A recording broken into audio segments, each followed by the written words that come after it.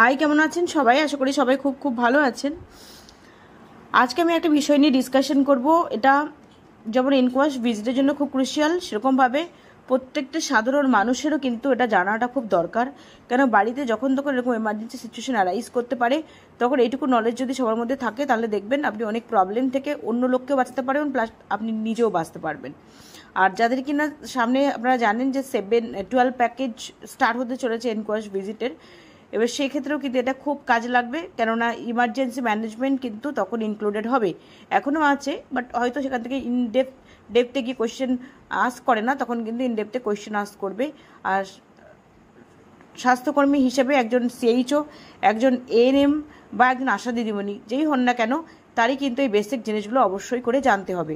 আর তাই যারা পড়াশোনার ব্যাপারে বেশ ইন্টারেস্টেড, জানতে চান, তারা অবশ্যই করে ভিডিওটা দেখবেন। যদি ভালো লাগে তাহলে চ্যানেলটা নতুন হয়ে থাকলে সাবস্ক্রাইব করবেন, আদারওয়াইজ একটা লাইক তো করতেই পারেন। তা আর কথা না বাড়িয়ে আমরা ডিসকাশন করছি। আজকে যেটা নিয়ে ডিসকাশন করবো সেটা হচ্ছে বাইট। আগের দিন আমি একটা ভিডিওতে আপলোড করেছিলাম, সেখানে আমি ডিসকাশন করেছিলাম ফ্র্যাকচার নিয়ে, আর এখানে আমরা আজকে ডিসকাশন করবো বাইট নিয়ে। আজকের ভিডিওতে আমি ডিসকাশন করবো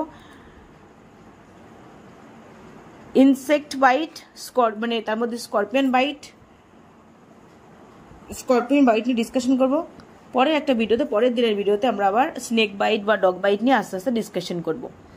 কি বলছে? Bites are the wounds caused by piercing or stinging of the flesh of a person by an animal, insect or by other person. তার মানে কি বলছে?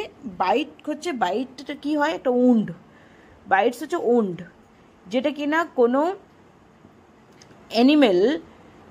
অ্যানিমেল বা ইনসেক্ট অথবা অন্য পার্সনকে দ্বারা হিউম্যান বডি ফ্লেশে যখন কিনা স্টিঙ্গিং হয় অথবা পিয়ার্সিং হয়, তাকেই বলছে কিন্তু হয়ে যে উন্ডটা তৈরি হয় তাকে বলছে বাইট। মানে বাইট এর ফলস্বরূপ কি হয়? একটা উন্ড সৃষ্টি হয়, সেটা স্টিঙ্গিং হয়ে অথবা পিয়ার্সিং হয়ে, সেটা হতে পারে কোনো অ্যানিমেলের দ্বারা, হতে পারে কোনো ইনসেক্টের দ্বারা, অথবা অ্যানাদার পার্সন দ্বারা। এই বাইট ডিফারেন্ট টাইপসের হয়। ইনসেক্ট বাইটের মধ্যে যেমন রয়েছে bee, wasp, bed bug, spider bug, hornet sting এবং জেলিফিশ। আরেকটা আছে কি? Scorpion bite. আরও আছে স্নেক বাইট, ডগ বাইট। এগুলো নিয়ে আমরা নেক্সট দিন ডিসকাশন করব। এবার ইনসেক্টের মধ্যে কি বলছে? আগেই বললাম bee, wasp, bed bug, spider bug, hornet stings, আর হচ্ছে জেলিফিশ। মানে অর্নিড, তার হচ্ছে স্টিংস। এগুলোর দ্বারা যদি বাইট হয় বা স্টিঙ্গিং হয়, তাহলে কি কি সিমটম থাকে? প্রেজেন্টিং সিমটম কি কি হতে পারে? 1 নম্বর হয় কি? Sharp pain at the site of sting. যেখানে হুলটা ফোটালো সেখানে শার্প পেইন হয়।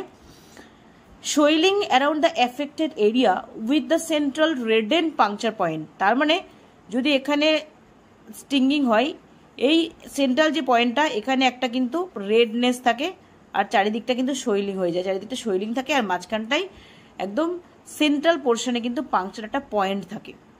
Stinging maybe there in the wound, এবং সেখানে একটা স্টিং থাকবে। স্টিংটা যেহেতু ফোটাচ্ছে, স্টিংটা থাকে।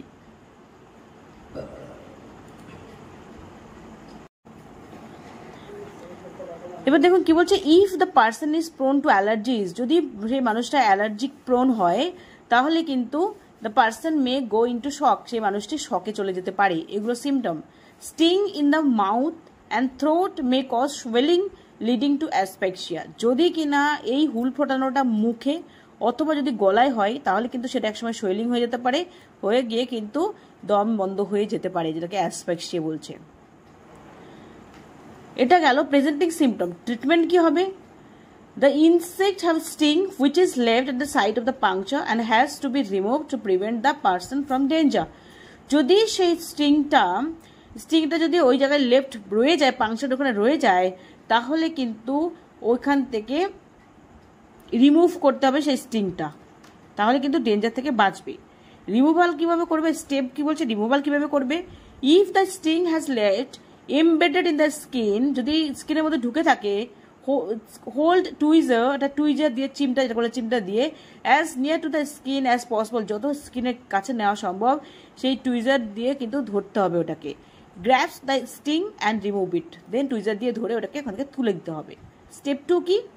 B venom is acid. Bee মানে মৌমাছি। আমি একটু ছবি দেখাই, দেখুন। এটা হচ্ছে স্করপিয়ন, এটা হচ্ছে ওয়াস্প, এটা হচ্ছে বেড বাগ, স্পাইডার বাগ, একটা হর্নেট আর জেলিফিশ সবার জানা। আর বি মানে সিম্পল যে মৌমাছিগুলো হয়, সিম্পল মৌমাছি। আর ওয়াপস কিন্তু এগুলো যেটাকে বলা হয় বলতা, বলতা বলা হয় ওয়াপস। সবার মোটামুটি চেনা। স্করপিয়ন মানে কাঁকড়া বিছা। এবার কিভাবে, যদি বি ভেনাম হয়, বিতে মৌমাছিতে যদি হুল ফোটায় তাহলে সেটা কিন্তু অ্যাসিডিক। তাহলে ওখানে আমাকে কি করতে হবে, অ্যাপ্লাই করতে হবে অ্যামোনিয়া অথবা সোডা। অ্যাপ্লাই করলে কিন্তু সেটা নিউট্রিলাইজড হয়ে যাবে।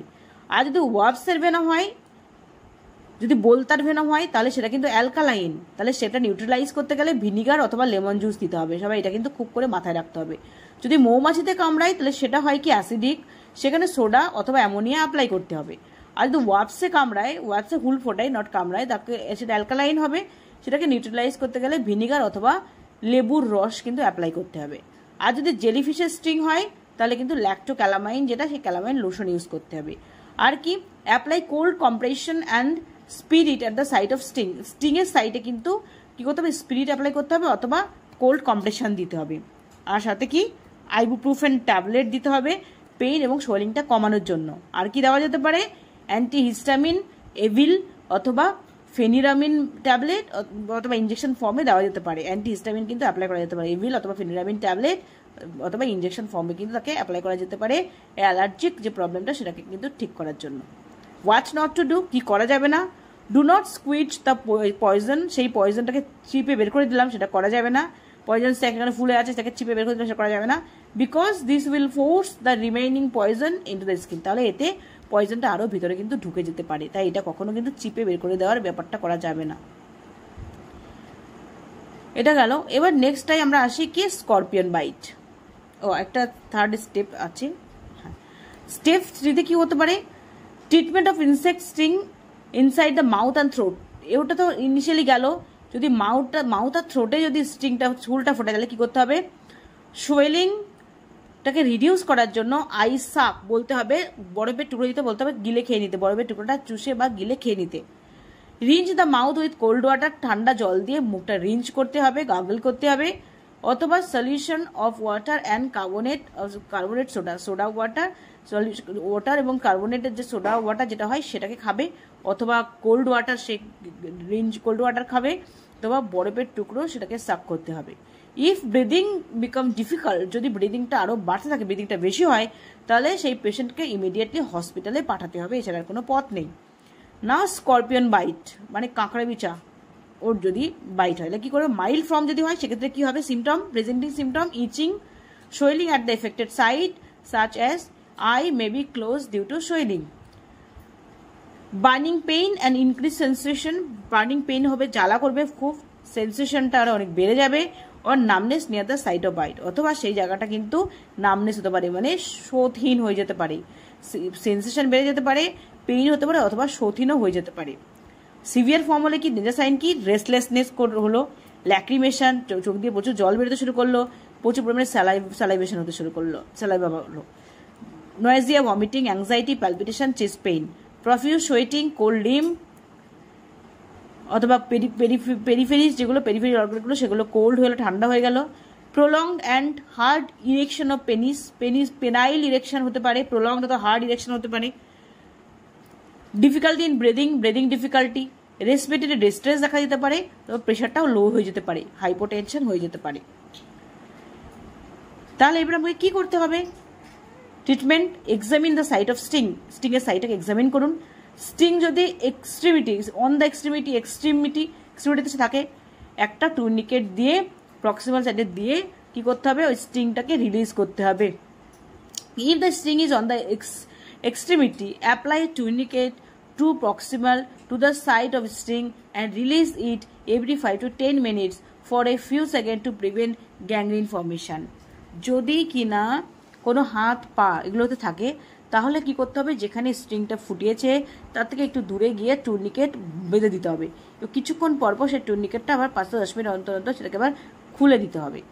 আইস প্যাক অ্যাপ্লাই করতে হবে রিজিয়নে, আস্তে আস্তে স্লো ডাউন, যাতে কিনা ওই পয়জনটা আস্তে আস্তে অ্যাবজর্ব হয়ে যায়। তাহলে আইস ওখানে অ্যাপ্লাই করতে হবে রিজিয়নে, যাতে কিনা অ্যাবজর্বশনটা স্লো ডাউন হয়, নট অ্যাবজর্ব, সরি মিস্টেক হলো, ওখানে আইস প্যাকটা অ্যাপ্লাই করতে হবে ওই রিজিয়নে যেখানে স্টিংটা ফুটিয়েছে বা যেখানে কামড় দিয়েছে, সেখানে কি করতে হবে, আইস অ্যাপ্লাই করতে হবে, যাতে ওই যে পয়জনটা সেটা অ্যাবজর্ব হতে টাইম নেয়, দ্রুত যাতে অ্যাবজর্ব হয়ে ব্লাডে না চলে যায়, সেই জন্য ওখানে বরফ অ্যাপ্লাই করতে হবে। আর কি বলো, apply cold compress or fresh potassium permanganate solution on the wound. সেই উন্ডের ওখানে কোল্ড কম্প্রেস করতে হবে এবং ফ্রেশ পটাশিয়াম পারম্যাঙ্গানেট যে সলিউশন সেটা ওখানে উন্ডে দিতে হবে। এটা কি করে, ইট স্টপস দ্য পেইন ইমিডিয়েটলি, এটা পেইনটাকে ইমিডিয়েটলি কমায়। দেন আর কি করা যেতে পারে, আইবিপ্রুফেন ট্যাবলেট, যেটা ব্রুফেন নামে পাওয়া যায়, সেটাকে সেটা খাওয়াতে হবে পেইন এবং সোয়েলিং কমানোর জন্য। অ্যান্টিহিস্টামিন যেমন বলা হয়েছে এভিন, ফেনিরামিন, সেটাকে অ্যান্টিহিস্টামিন দেওয়া যেতে পারে তাকে ট্যাবলেট হিসেবে অথবা ইঞ্জেকশন ফর্মে। আর কি বলতে, give ring block at the site of bite to decrease the pain. Ring block কি, এটা একটা অ্যানাস্থেসিয়া, যেমন ইঞ্জেকশন লিগ্নোকেইন 2% উইদাউট অ্যাড্রেনালিন, কোনো অ্যাড্রেনালিন ইউজ করা যাবে না। Locally surrounding the bite side for all sides in circular motion. যদি এখানে একটা ফিঙ্গার হয়, এখানে ফিঙ্গারের চারিদিক থেকে কিন্তু ওই 2% লিগ্নোকেইন ওটাকে ইঞ্জেকশন ফর্মে দিয়ে দিতে হবে ওই জায়গাটাকে ব্লক, নার্ভ ব্লকটা করে দেওয়ার জন্য, মানে অ্যানাস্থেসিয়া হিসেবে ইউজ করার জন্য, পুরো নার্ভ ব্লক করে দেওয়ার জন্য ওই এরিয়াটুকুকে, যাতে কিনা পেইনটা না ফিল হয়। Look for the sign of শকের সাইন আছে কিনা যেটা দেখতে হবে, পার্টিকুলার বাচ্চাদের ক্ষেত্রে।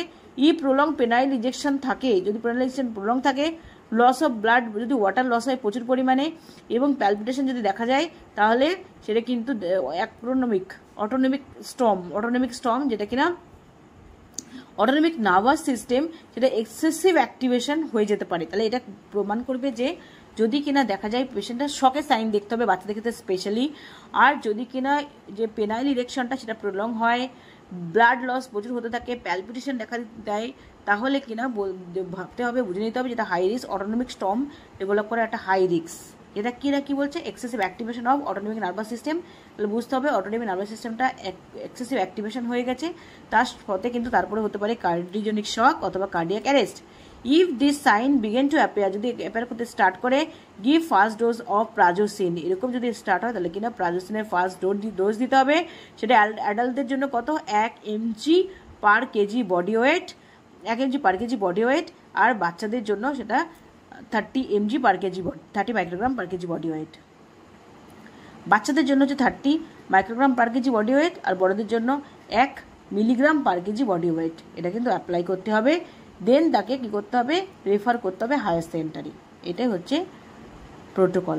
তাহলে আমরা কি পেলাম, আমরা প্রথমে পেলাম বাইটের মধ্যে আমরা প্রথমে পেলাম wasps, bee bug, spider bug, এই bed bug, sorry not bee bug, bed bug মানে হচ্ছে ছাড়পোকা, স্পাইডার বাগ, হর্নেট আর হচ্ছে জেলিফিশ। এগুলোর ক্ষেত্রে যদি হয় তাহলে সিমটমগুলো কি সেটা আমরা পড়লাম। আর যদি কিনা স্করপিয়ন বাইট হয় তাহলে সেক্ষেত্রে কি সেটা কিন্তু আমরা পড়লাম। স্করপিয়ন বাইটে কিন্তু মাইল্ড ফর্ম এবং সিভিয়ার ফর্মও বলছে, সেক্ষেত্রে ট্রিটমেন্ট কি আছে সেটা আমরা জানলাম।